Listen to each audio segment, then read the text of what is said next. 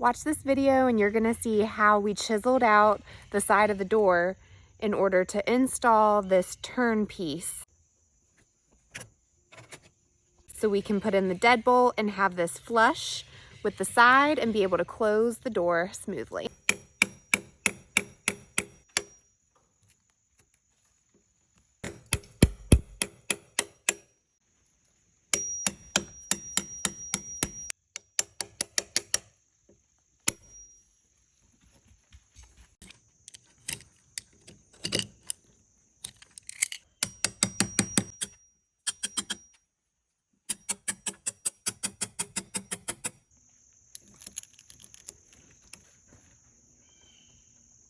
And if you haven't already, go ahead and subscribe to our channel right below and give us a thumbs up if you like what you see.